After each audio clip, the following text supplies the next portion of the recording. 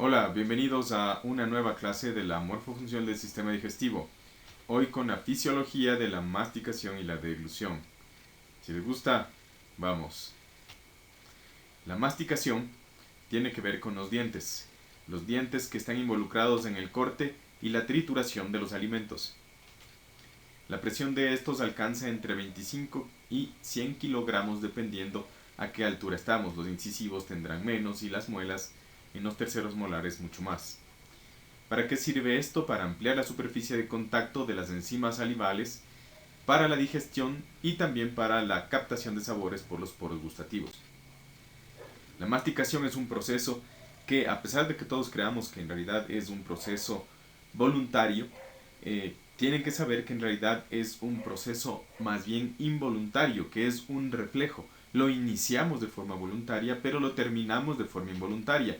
Así entonces es un reflejo masticatorio que inicia con el reflejo inhibidor de los músculos de la masticación, como por ejemplo el massétero o los pterigoideos.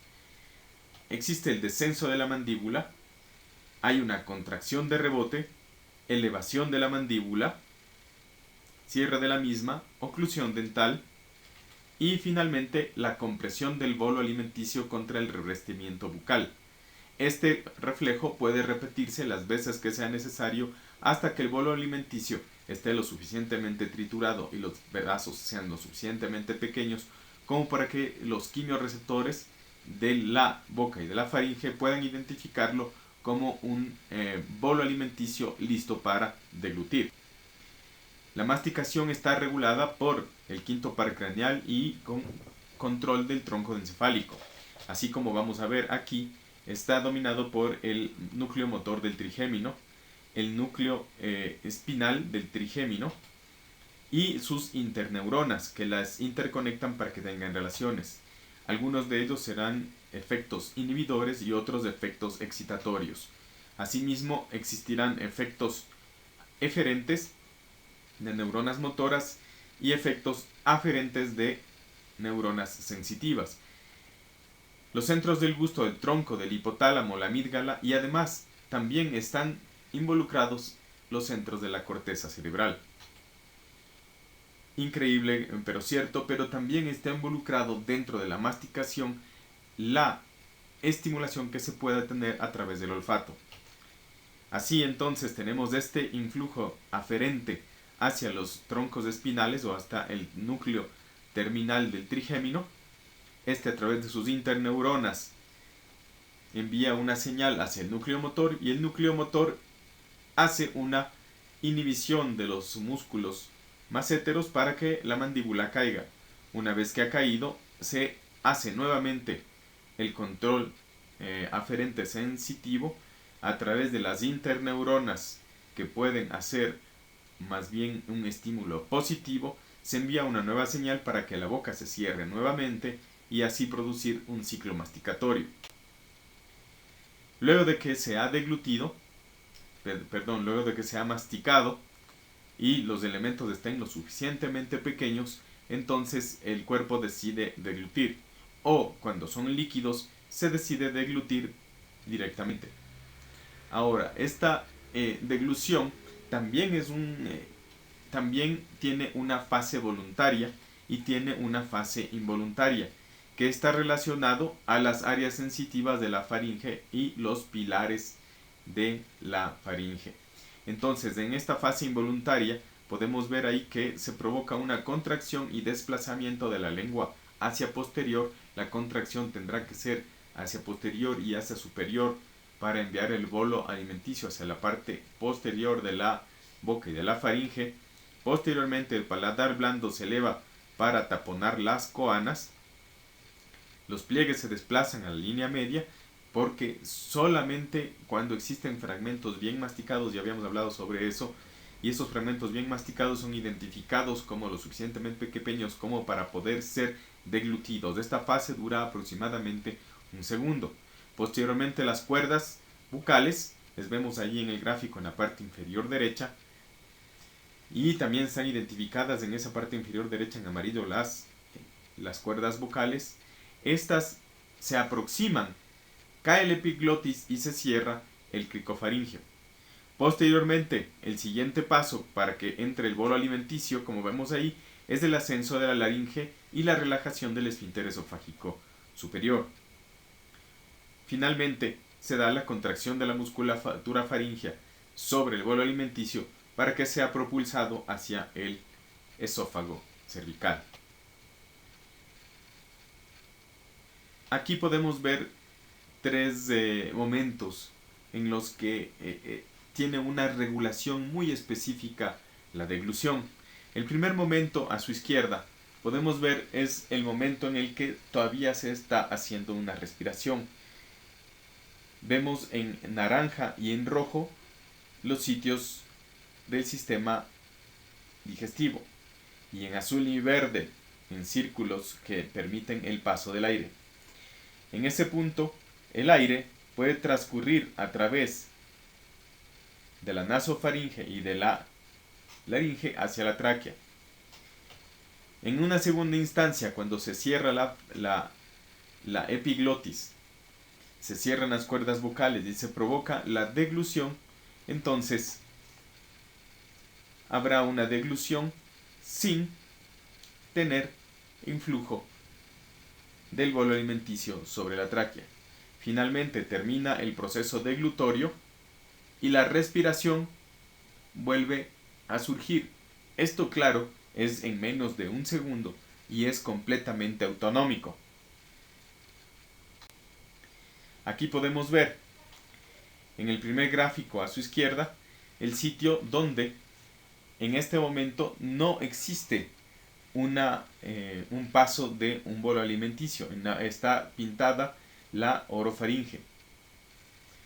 En el momento que el bolo alimenticio va a pasar a través de la orofaringe hacia el esófago, se produce un cierre del epiglotis de tal manera que el bolo alimenticio puede pasar hacia atrás cerrando la epiglotis, y en ese momento se ve sobre la flecha roja cómo hay restos alimenticios que son rechazados por la epiglotis en una parte y la otra parte por el cierre de las cuerdas vocales. Así se vería una deglución de una papilla de bario en rayos X de forma lateral, justo para ver en vivo lo que hemos visto en gráficos estáticos y en la explicación anterior. Ahora, todo esto tiene un control nervioso deglutorio, en el que están involucrados los pares craneales 5, 9, 10 y 12, es decir, además los nervios cervicales superiores. El tracto solitario, con la recepción de impulsos sensitivos de la boca, centro de la deglución, el tronco encefálico, las áreas motoras talámicas, áreas motoras sensitivas de la corteza cerebral y la inhibición de centros respiratorios involuntarios. En este gráfico vamos a describir un poco acerca de cómo sería la interacción entre los centros respiratorios y los centros deglutorios. El centro respiratorio, a través de sus motoneuronas, involucra a los nervios intercostales, nervios frénicos, además de los cierres de las cuerdas vocales. Y los centros deglutorios, a través del centro dorsal deglutorio, el centro ventral deglutorio, que ya habíamos visto anteriormente, de las motoneuronas de los pares craneales 5, 10, 11. 9. En el primer paso tenemos una interacción entre los núcleos talámicos de la corteza que deciden y de la corteza que se decide hacer la deglución.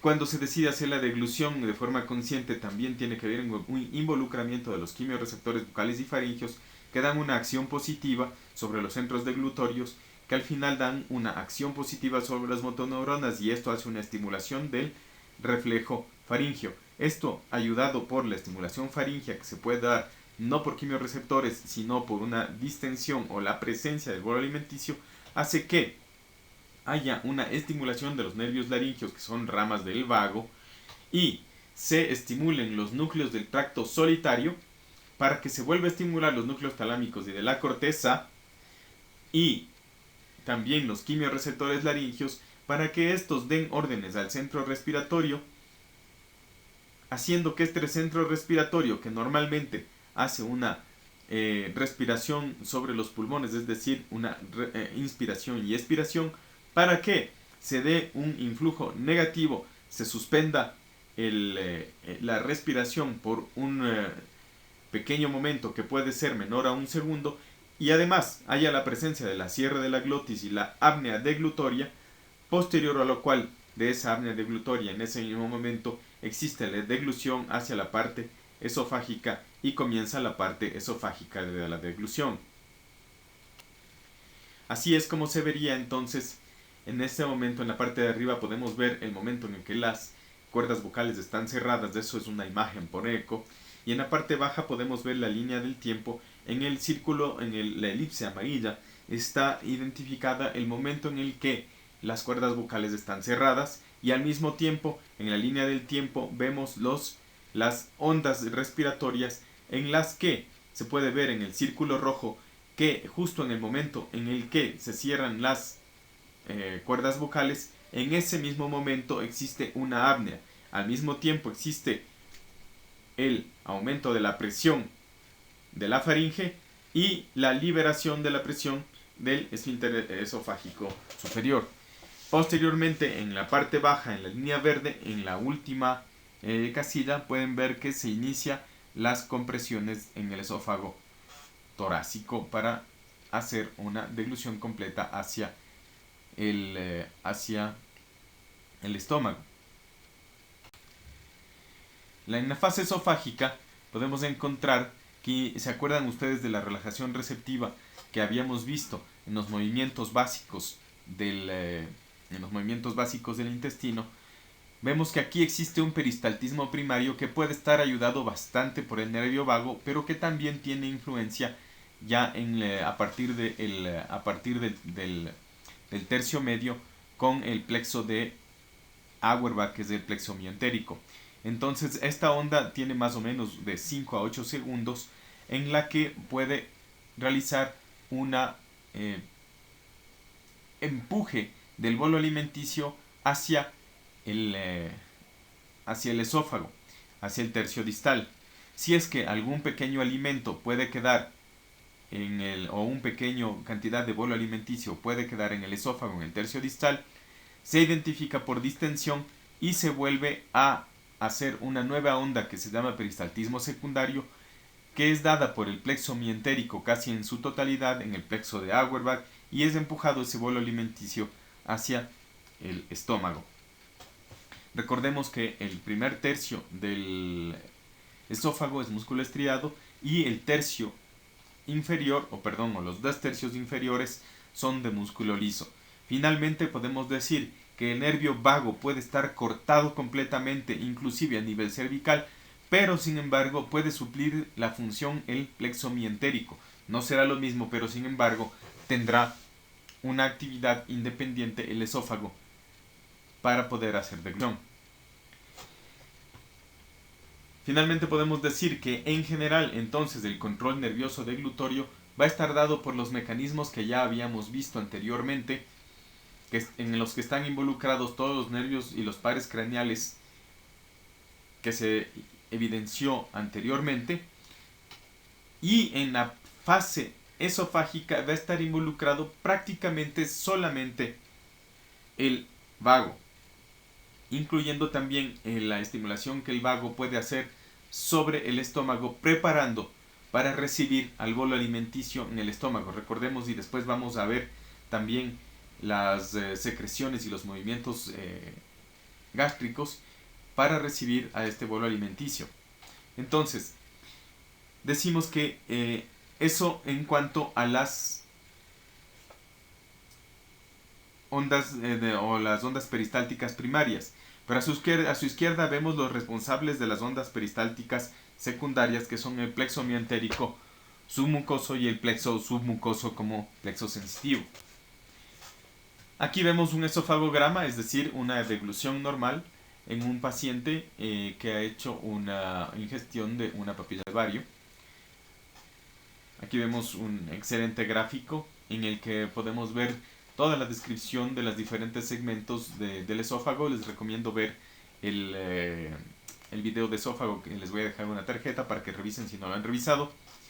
en el que se describe todos los elementos y las compresiones y los segmentos del esófago. Ahora solo queremos ver que existe una deglución y cómo se vería el esófago en deglución. Finalmente, pues aquí les voy a indicar una deglución vista en una manometría, en la que podemos ver en la parte superior la alta presión que tiene el esfínter esofágico inferior. A su izquierda tenemos las presiones, en las que podemos ver que casi son 140 milímetros de mercurio los que mantiene el esfínter esofágico superior justo antes y después de la deglución. En la parte baja tenemos el esfínter esofágico inferior, que tiene entre 20 y 40 milímetros de mercurio. Y vemos que en un momento dado casi no existe presión para que pueda haber la deglución y el paso del bolo alimenticio. Entonces, ese es la guía por donde ha pasado. Miren las diferentes presiones y es justo lo que habíamos estado estudiando en la fisiología a través de los mecanismos de estimulación y los tipos de presión a lo largo de la faringe y el esófago. Finalmente decimos que cuando no existe una adecuada deglución, se presenta lo que se llama disfagia, diferente de la odinofagia, que es el dolor durante la deglución. No vamos a describir todos ahora, pero lo que les quería comentar es que puedan existir diferentes tipos de disfagias, entre los que se presentan las orofaringias y las esofágicas. Las orofaringias en general con mayor cantidad de odinofagia, es decir, dolor, y las esofágicas con menor cantidad de dolor. Vean que son una gran cantidad y tienen que ser estudiadas muy al detalle para evidenciarse. Muchas gracias por haber llegado al final del video. Esta clase la he hecho con mucha dedicación para ustedes. Si es que quieren recibir más clases como estas, por favor, suscríbanse. Nos vemos entonces en la próxima clase. Chao.